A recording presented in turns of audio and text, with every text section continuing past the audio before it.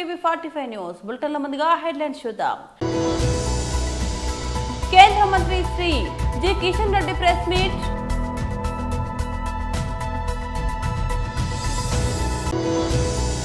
YS Jagan ప్రజా సంకల్పం పాదయాత్రకి నేటితో 8 ఏళ్లు. పార్టీ కేంద్ర కార్యాలయంలో కేక్ కటింగ్. టీడీపీ రాష్ట్ర ఉపాధ్యక్షులు మాలపాటి సుబ్బారాయుడు కుటుంబ సభ్యులను పరామర్శించిన మంత్రి నారా లోకేష్. పాకిస్తాన్ కు వ్యతిరేకంగా పీఓకేలో జంజీ నిరసనలు, విద్యార్థుల ఆందోళనతో ఉద్రిక్తత.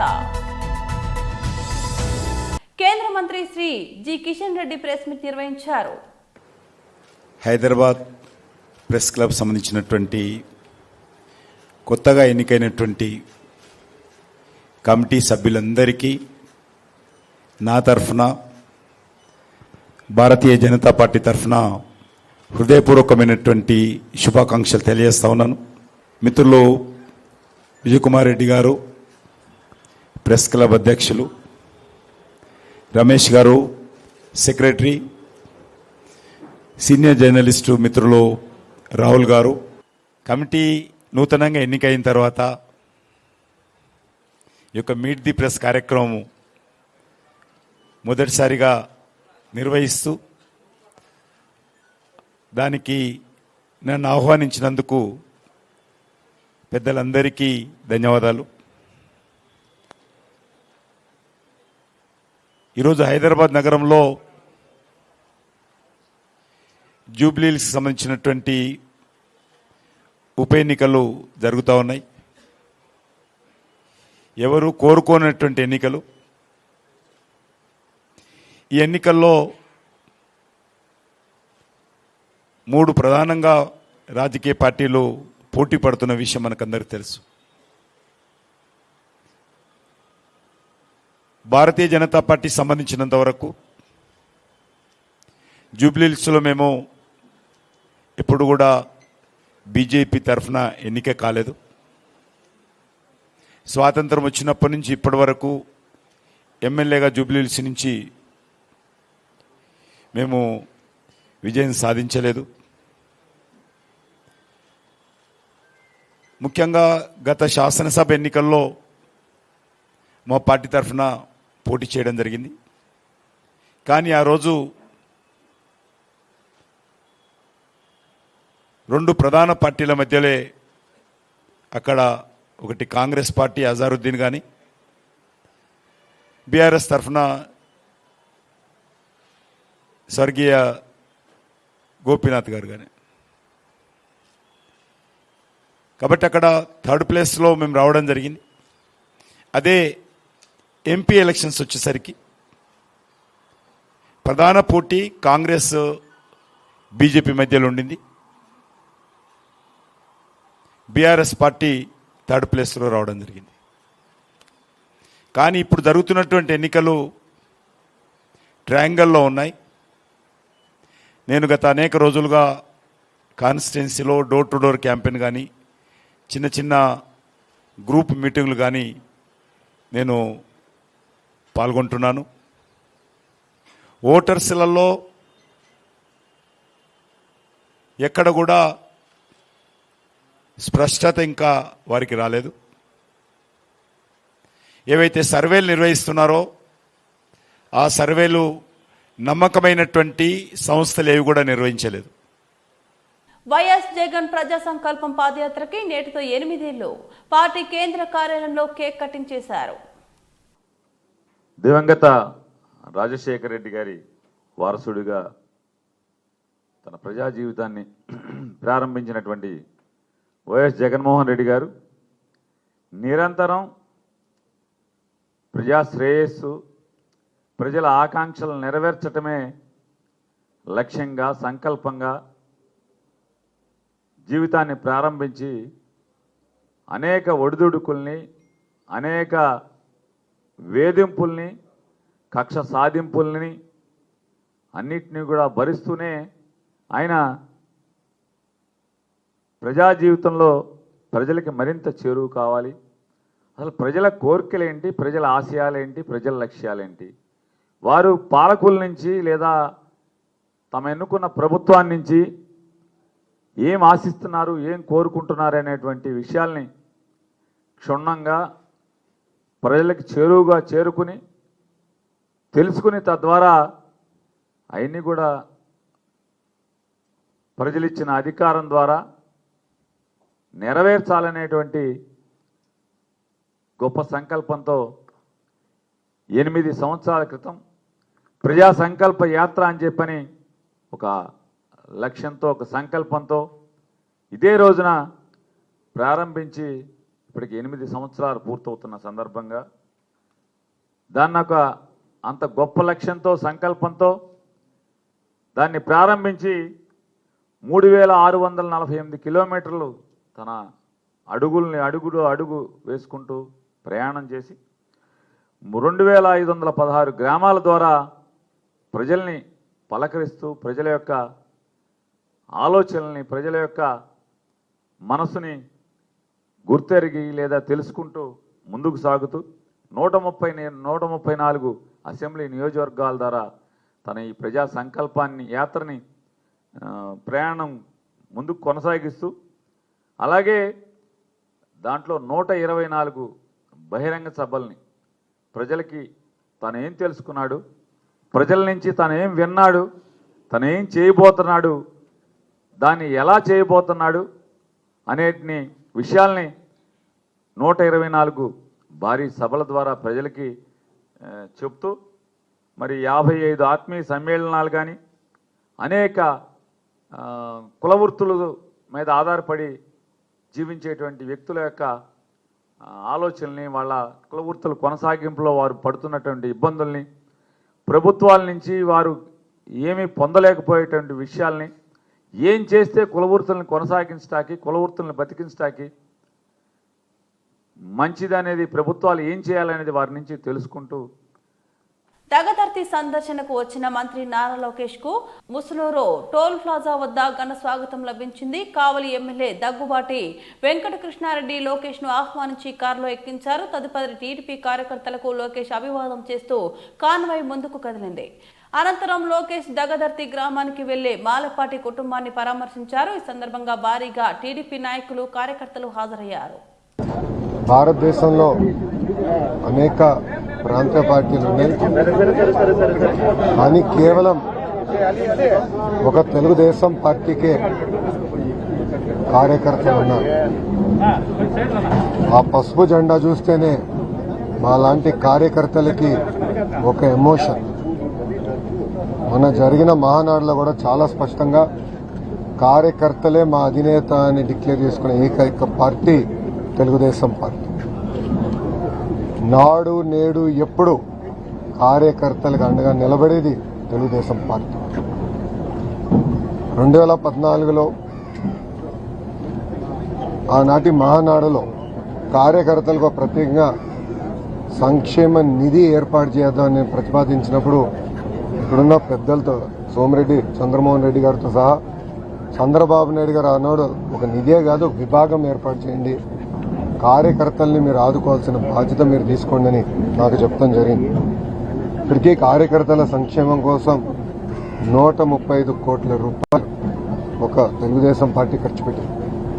అంతేకాకుండా గతంలో ఫ్యాక్షన్ దాడిలో ఆనాటి పాలకులు మా కార్యకర్తలను చంపేస్తే వాళ్ళ పిల్లలు మళ్ళీ ఫ్యాక్షన్లోకి వెళ్ళకూడదని హైదరాబాద్లో ఒక మోడల్ స్కూల్ ఏర్పాటు చేసి ఆ పిల్లలకి కార్పొరేట్ స్థాయి పాఠాలు చెప్పించి ప్రయోజకులుగా కూడా మార్చడం జరిగింది.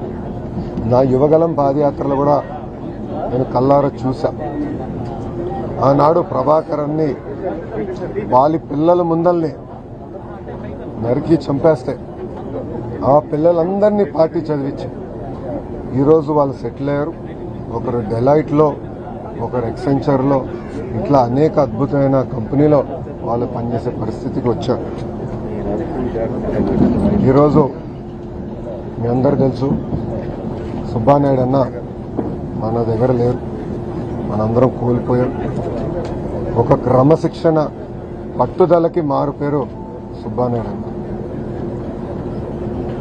నేను ప్రత్యక్ష రాజకీయాల్లోకి 2013లో వచ్చాను. పెద్దలతో నేను ఎప్పుడు చర్చించిన మాట్లాడాను.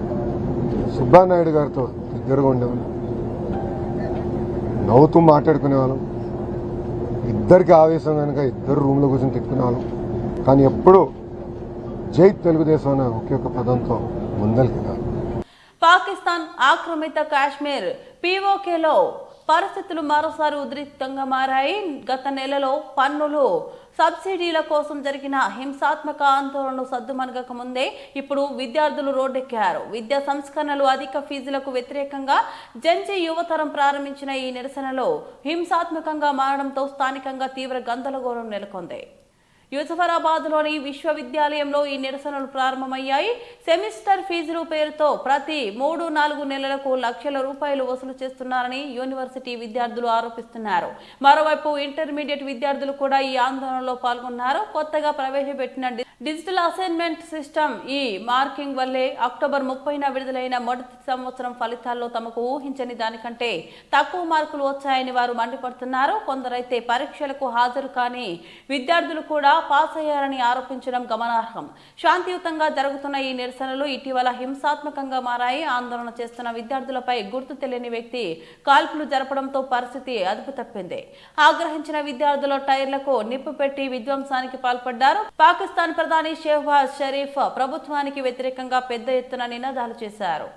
మహబూబ్ నగర్ నగర అభివృద్ధికి సమగ్ర దృష్టి, భవిష్యత్ ప్రణాళిక, ప్రజల సమస్యలపై సంపూర్ణ అవగాహన కలిగిన నాయకుడు మన ఎమ్మెల్యే శ్రీ ఎన్ఎం శ్రీనివాసరెడ్డి అని జిల్లా కాంగ్రెస్ పార్టీ నాయకులు పేర్కొన్నారు. మహబూబ్ నగర్ నగరానికి శాశ్వత పరిష్కారం చూపేందుకు అండర్ గ్రౌండ్ డ్రైనేజీ మరియు తాగునీటి ప్రాజెక్టులు 824 కోట్ల రూపాయలు మంజూరు చేయించడంలో ముఖ్య పాత్ర పోషించినందుకు, అలాగే నిధులను మంజూరు చేసిన రాష్ట్ర ముఖ్యమంత్రి శ్రీ రేవంత్ రెడ్డి గారికి కృతజ్ఞతలు తెలిపేందుకు జిల్లా కాంగ్రెస్ ప్రధాన కార్యదర్శి సిరాజ్ ఖాద్రి ఆధ్వర్యంలో మహబూబ్ నగర్ లోని ఎమ్మెల్యే క్యాంపు కార్యాలయం నుంచి శ్రీనివాస కాలనీ, అక్కడి నుంచి గడియారం చౌరస్తా వరకు భారీ బైక్ ర్యాలీ నిర్వహించారు. అంతకుముందు అంబేద్కర్ చౌరస్తాలో రాజ్యాంగ నిర్మాత డాక్టర్ బాబాసాహెబ్ అంబేద్కర్ విగ్రహానికి నాయకులు పూలమాల వేసి ఘనంగా నివాళులర్పించారు.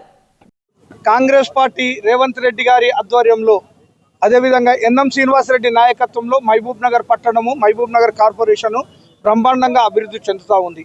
ఎన్నడూ లేని విధంగా కాంగ్రెస్ పార్టీ ఎన్నికైన తర్వాత ఎన్ఎం శ్రీనివాసరెడ్డి గారి ఆధ్వర్యంలో మహబూబ్ నగర్ను కార్పొరేషన్ చేసినాము.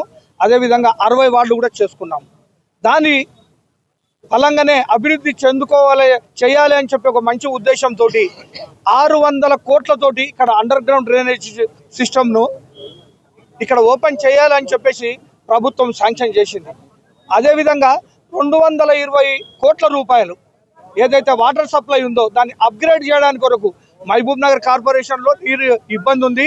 నాసిరకమైన పైపులు వేసిండ్రు, అవి పలిగిపోతూ ఉన్నాయి. మహబూబ్ నగర్ ప్రజలకు 4-5 రోజులకు ఒకసారి నీళ్లు వస్తూ ఉన్నాయి. అవి నాసిరకం ఉన్నందుకు కొరకు పైపులు పగిలిపోతున్నాయి. కాబట్టి ఇక్కడ ట్యాంకులు కట్టి మంచి పైపులు వేసి మహబూబ్ నగర్ కార్పొరేషన్ ప్రజలకు నీళ్లు అందించాలనే ఉద్దేశంతో మొత్తము 820 కోట్ల రూపాయలను శాంక్షన్ చేయించిన ఘనత మన ఎన్ఎం శ్రీనివాసరెడ్డి గారిది, అదేవిధంగా రేవంత్ రెడ్డి గారి ఆశీర్వాదంతో. కాబట్టి మహబూబ్ నగర్ పట్టణ ప్రజలు కూడా ఒకసారి ఆలోచన చేయాలి. ఇంతకుముందు అభివృద్ధి అన్నారు, ఏం అభివృద్ధి చేసిండ్రు? ఓన్లీ కూడలిలు అభివృద్ధి చేసిండ్రు. ఇక్కడ చూస్తూ ఉన్నాం కదా వెనక, ఈ దానికి 1,20,00,000 పెట్టి అభివృద్ధి చేసినామంటాడు. దీనికి 1,20,00,000 అయినాయంట. అంటే అవినీతి ఎంత జరిగింది అనేది కూడా మనం కళ్ళతో చూస్తే తెలుస్తుంది. అంటే మహబూబ్ నగర్లో 8-9 కూడళ్లకు 10 కోట్ల దాకా ఇక్కడ ఖర్చు చేసి దానిలో 5 కోట్లు అవినీతి జరిగిందని చెప్పేసి మేము అప్పట్లోనే ఆరోపణలు చేసినాం.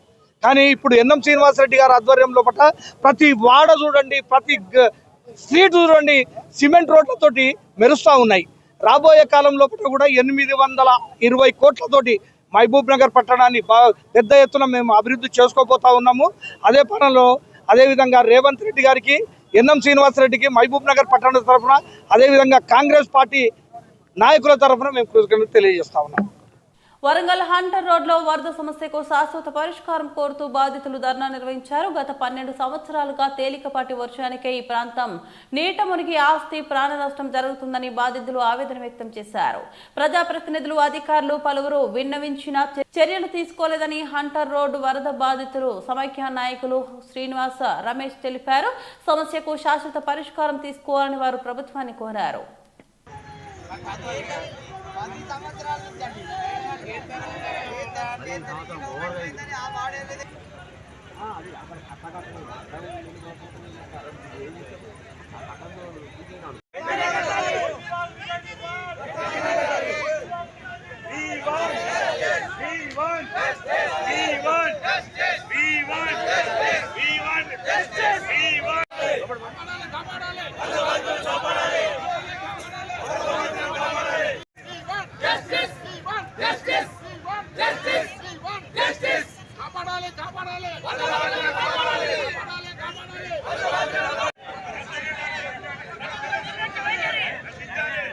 ఉంది. ఎలాంటి ప్రభుత్వ చర్యలు తీసుకోవాలి, అధికారులు ఎలాంటి దీన్ని కార్యక్రమాలు చేపట్టలేదు. ప్రతి సంవత్సరం రోజు రోజుకు సంవత్సరం వర్షపాతం అధిక సంఖ్యలో అధికమవుతుంది. మొత్తం వరంగల్ ఉన్న చుట్టుపక్కల ఉన్న నీళ్ళంతా మా కాలనీలు జలమయమై అనేక ఇబ్బందులు పడుతున్నాం. ప్రజలందరూ కాలనీలలో 2 రోజులు నీళ్ళనే ఉండాల్సి వస్తుంది. ఎంతో ఆస్తి నష్టం, ప్రాణ నష్టం జరిగే అవకాశాలు కూడా ఉన్నాయి. ఇందులో గత 12 సంవత్సరాల నుంచి అధికారులు వచ్చుడు చూచుడు పోవుడే జరుగుతుంది అని ఎలాంటి కార్యక్రమం చేపట్టకుండా ఇక్కడ దీనికి సరైన డెవలప్మెంట్ చేయకుండా కాలనీలు ఇబ్బంది పడుకుంటే జలదిగ్ధంలో ఉండడం జరుగుతుంది. మాకు కనీసం గవర్నమెంట్ తరఫున అధికారులు పాలికలు కూడా ఇక్కడికి విచ్చేసి ఇక్కడ ఈ డెవలప్మెంట్ చేసి నీళ్లను నిర్మించి బొందివాల సమస్యను 12 మూరల సమస్యను వెంటనే పరిష్కరించాల్సిందిగా మా యొక్క కాలనీల తరఫున ఇవాళ ఈ రోడ్డు మీదకి రావడం జరిగింది.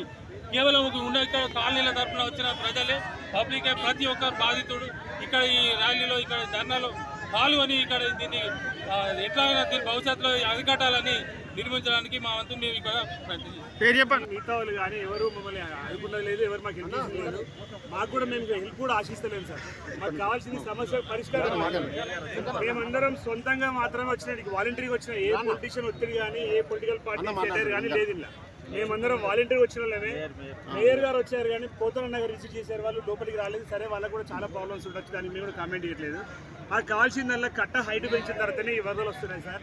కట్టకు గేట్లు పెట్టాలి ఒకటి, తర్వాత రిటైనింగ్ వాళ్ళు 2 వైపులా బొందివాపు రిటైనింగ్ వాళ్ళు కట్టాలి. ఎప్పటి నుంచి అడుగుతాను మేము, దాని డబ్బులు శాంక్షన్ అయి ఉన్నాయి. మరి ఎవరి నిర్లక్ష్యం ఉన్నది మరి అది వర్క్ జరగలేదు, మాకు తెలియదు సార్. సంజీవ్ నా పేరు, నేను అంటారు సాయినాథ్ కల్ అంటా సార్. సార్ మా government land, private land, plotting కొట్టిన తర్వాత లేఅవుట్లు కూడా ఉన్నాయి సార్. ఇలా మా ప్రతి ఇంటికి పర్మిషన్ ఉంది, ప్రతి ఒక్కరు ట్యాక్సెస్ పే చేస్తాను. మీరు పర్చేజ్ ల్యాండ్ సార్, మేము కొనుక్కున్నాం ల్యాండ్. ఇది మేము ఎక్కడ కబ్జా చేసి లేదు, మాకు సంబంధం కూడా లేదు సార్. అది కబ్జాదారులు ఉంటే మీరు శిక్షించుకోవాలి, మాకు అవసరం లేదు. మా పర్మిషన్ ఉన్నాయి, మేము ఎవ్రీథింగ్ పర్ఫెక్ట్ ఉన్నాం. మాది పట్టేదారు ల్యాండ్, అది పట్టేదారు ల్యాండ్. ప్లాటింగ్ కొడితే అలా మేము కొనుక్కున్నాం. డైరెక్ట్గా భద్రకాలు ఇద్దరు వాళ్ళకి పంపించాలి. ఆ విధంగా పంపించినట్టయితే దీనికి గాను మీ గతంలో మున్సిపల్ సెక్రటరీ గారికి కూడా రికమెండేషన్ ఇవ్వడం జరిగింది. మన జిల్లా మంత్రి కొండా సురేఖ గారికి కూడా జరిగింది. కలెక్టర్ గారికి కూడా కమిషనర్ గారికి కూడా ఇంతమందికి వినతి పత్రాలు ఇచ్చినప్పటికీ ఎవరు కూడా మంత్రిగా పరిష్కారం చేయడం లేదు. తద్వారా ప్రతి ఏడు కూడా మరి కావాల్సినటువంటి పరిస్థితి. మొన్న మీరందరికీ తెలుసు, మొన్న కురిసినటువంటి భారీ వర్షాల వల్ల సుమారుగా మా ఇల్లు 6 ఫీట్లు 7 ఫీట్ల వరకు గ్రౌండ్ లెవెల్లో రావడం జరిగింది. చాలా కుటుంబాలు అనేక రకాలుగా సంబంధించారు. వాళ్ళు తినే తిండి గింజలు, బట్టలు, ఫర్నిచర్ అన్నీ కూడా మునిగిపోయి ఈ రోజు సిద్దిపేట జిల్లా కేంద్రంలోని జాతీయ మాల మహానాడు ఆధ్వర్యంలో రాజ్యాంగ హక్కుల సాధన కోసం చెలో ఢిల్లీ జాతీయ ప్రధాన కార్యదర్శి బైరి రమేష్ ఆధ్వర్యంలో ఈ రోజు వాల్ పోస్టర్లు విడుదల చేయడం జరిగింది. నవంబర్ 26న చెలో ఢిల్లీ సభను విజయవంతం చేయాలని ఆయన పిలుపునిచ్చారు. పార్లమెంటుకు అంబేద్కర్ పేరు పెట్టాలి, రాష్ట్ర జీవో నెంబర్ 99, జీవో నెంబర్ 29 రాజ్యాంగ వ్యతిరేకం, తక్షణమే పునఃసమీక్షించాలి, ప్రైవేట్ రంగంలో రిజర్వేషన్లకు తీసుకురావాలి, ఎస్సీ రిజర్వేషన్లను 15% నుంచి 20% పెంచాలి, దళితులపై దాడులను అరికట్టి ఎస్సీ ఎస్టీ అట్రాసిటీ చట్టాన్ని పకడ్బందీగా అమలు చేయాలి, న్యాయస్థానాల్లో భారత రాజ్యాంగాన్ని అన్ని ప్రాంతీయ భాషల్లో విద్యార్థులకు అందించాలి, కరెన్సీ నోట్లపై భారతరత్న అంబేద్కర్ గారి ఫోటోను ముద్రించాలి, ఎస్సీ ఎస్టీ పారిశ్రామిక వ్యక్తులకు కేంద్ర రాష్ట్ర ప్రభుత్వాలు అన్ని రకాల సహాయ సహకారాలు అందించాలి అని ఆయన డిమాండ్ చేయడం జరిగింది. డాక్టర్ బాబాసాహెబ్ రాసినటువంటి రాజ్యాంగ ఫలాలను మనకు దూరం చేసే విధంగా కుట్రపంతున్నారు కనుక ఏదైతే ఎస్సీ వర్గీకరణలో కావచ్చు, లేదంటే మన ఇంకా ఇతర అంశాల్లో కూడా మనకు చాలా ఇబ్బందులు జరిగినాయి కనుక మనం ఈ నెల 26న ప్రతి ఒక్క మాలబిడ్డ వేలాదిగా వెళ్ళి ఢిల్లీలో చేపట్టినటువంటి జంతర్ మంతర్లో పాల్గొని మన ప్రోగ్రాంను సక్సెస్ చేయాల్సిందిగా సిద్దిపేట జిల్లా పక్షాన మానవాడు బిడ్డలందరికీ పేరు పేరున ధన్యవాదాలు చెప్తున్నాను, కోరుకుంటున్నాను. దయచేసి మిత్రులారా ఇప్పటికైనా మేల్కోండి. మన ఉద్యోగాలలో చాలా వెనుకబడిపోతున్నాం. మన పిల్లల భవిష్యత్తుకు చాలా లోటు కలుగుతుంది. ఇప్పుడు ఖచ్చితంగా ఈ రాజ్యాంగ పరంగా మనకు దూరంగా వెళ్తున్నాయి. వీటిని కాపాడుకోవడం అవసరం మన పైన ఉందని చెప్పేసి తెలియపడుతున్నాను. జై భీమ్, జై మాల, జై జై మాల. పేరు పేరున సామాజిక ఉద్యోగ అభినందనలు. ఈరోజు సిద్దిపేట ముఖ్యంగా ఈ ప్రాంతాల ఉద్యమాలకు వెళ్ళినటువంటి సిద్దిపేట గడ్డ మీద నుంచి మాలల గర్జన ప్రారంభమైంది. ముఖ్యంగా హలో మాల చెల్లెడల్లే కార్యక్రమానికి ప్రధానమైనటువంటి డిమాండు రాజ్యాంగ హక్కులు. అంటే భారతదేశానికి 75 సంవత్సరాలు రాజ్యాంగం ఫలాలు అందుతున్న క్రమంలో కూడా ఈరోజు దళితులు, ఆదివాసులు, ఎస్ఎస్టీ, బీసీల మీద హక్కులతో పాటు మన అన్ని రిజర్వేషన్లను కూడా ఉంచుకొని ప్రైవేట్ రంగాల్లో కూడా రిజర్వేషన్ లేకుండా చేస్తున్నటువంటి ఈ పాలకుల కనువిప్పు కావాలనే లక్ష్యంతో మాలలందరూ కూడా, దళితులందరూ కూడా రాజ్యాంగ రక్షణ సభ నవంబర్ 26 అంటేనే రాజ్యాంగ దినోత్సవం. ఆ రాజ్యాంగ దినోత్సవమే దేశ రాజధానిలో దిక్కులు పిక్కటిల్లేలా మనమందరం ఒక్కతాటిగా అక్కడ ఆ కార్యక్రమాన్ని విజయవంతం చేసి పాలకులు కూడా కనువిప్పు చేయాలనే ఏకైక డిమాండ్తో, ఏకైక లక్ష్యం. ఆ డిమాండ్లో భాగంగా మొదటిగా జాతీయ స్థాయిలో ఉన్న మానవ అనుబంధాల సంఘాలైనటువంటి అందరినీ కూడా ఈరోజు సర్వముఖోపి అభివృద్ధి కోసం వాళ్ళకి ఇచ్చినటువంటి రిజర్వేషన్, అంబేద్కర్ గారు ఇచ్చినటువంటి రిజర్వేషన్ కూడా ఫలాలు అందాలనేది ఉండేది. ఇక రెండవది, ఇక్కడ ఏదైతే వర్గీకరణ చేసిందో ఆ వర్గీకరణలో మా రోస్టర్ పాయింట్ అనే విధానమే తప్పని గొంతు విప్పి చెప్తున్నాం. ఇప్పటికైనా పాలకులు ఎవరైనా పర్లేదు, మాకు మా హక్కులు కనుక భంగం కలిగిస్తే గత పాలకులకి పట్టిన గతే ఈ పాలకులు కూడా పడతాయని చెప్పడంలో మేము ఇలాంటి మీమాంసాలు లెక్క పెట్టాల్సిన అవసరం లేదు. ఇది జాతి ముఖ్యం. మాకు మా జాతికి హక్కులు కానీ రాజ్యాంగాన్ని కానీ ఎప్పుడైనా ముప్పు వాటిల్లంటే అంబేద్కరిస్టుగా మారంగా కొట్లాడడానికి మేము ముందుంటామని తెలియజేస్తూ ఈ అవకాశం ఇచ్చిన మిత్రులందరికీ జై జై. ఈ నెల 26న రాజ్యాంగ హక్కుల కోసం చెలో ఢిల్లీ మాలమానవ అధ్యయనంలో బయలుదేరడం జరిగింది. ఏదైతే సుప్రీంకోర్టు ఇచ్చిన ఎస్సీ వర్గీకరణ మీద కావచ్చు, దాన్ని చట్టబద్ధత లేదని, మరి ఏదైతే రోస్టర్ విధానం ఉందో రోస్టర్ విధానం ద్వారా మాలలకు చాలా అన్యాయం జరుగుతుంది. ఇవరకు ఉన్నటువంటి రోస్టర్ విధానము 16 నుంచి స్టార్ట్ అయితే ఇప్పుడు 22 నుంచి స్టార్ట్ అవుతుంది. దాన్ని దిక్కించేది పిల్లలకు, చదువుకునే పిల్లలకు భవిష్యత్తులో చాలా ఇబ్బందికరంగా ఉన్నది. మరి ఏదైతే ప్రమోషన్లో కూడా మరి ఉద్యోగాలు కావచ్చు, సరిపడ సీట్లు కావచ్చు, ఏదైతే ప్రమోషన్లో కూడా మాలకు చాలా తీవ్రంగా అన్యాయం జరుగుతుందని, దీన్ని చట్టబద్ధత లేదు అని దీన్ని విధాలుగా ఇవ్వాల్సిన స్థాయిలో ఉంచాలని కోరుకుంటూ డిమాండ్ చేస్తూ, అదేవిధంగా మాలలకు న్యాయం, మాల ఉపకులాలకు మేలు జరిగేంత వరకు కూడా ఇది ఢిల్లీలో అయిపోయిన తర్వాత కూడా మళ్ళీ యథావిధిగా దీన్ని ప్రభుత్వాలు, రాష్ట్ర కేంద్ర ప్రభుత్వాలు కూడా దీన్ని సవరించే విధంగా మేము డిమాండ్ చేస్తున్నామని కోరుకుంటూ ఈ అవకాశం అందరికీ పేరు ధన్యవాదాలు.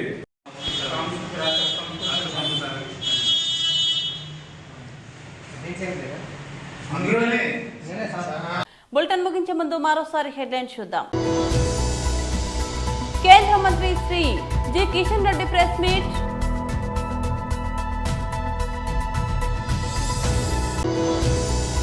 వైఎస్ జగన్ ప్రజా సంకల్పం పాదయాత్రకి నేటితో 8 ఏళ్లు. పార్టీ కేంద్ర కార్యాలయంలో కేక్ కటింగ్. టీడీపీ రాష్ట్ర ఉపాధ్యక్షులు మాలపాటి సుబ్బారాయుడు కుటుంబ సభ్యులను పరామర్శించిన మంత్రి నారా లోకేష్. పాకిస్తాన్ కు వ్యతిరేకంగా పీఓకేలో జంజీ నిరసనలు, విద్యార్థుల ఆందోళనతో ఉద్రిక్తత. ఇవి బులెటిన్ అప్డేట్స్. మరో బులెటిన్లో మళ్ళీ కలుద్దాం. అంతవరకు సెలవు. నమస్తే.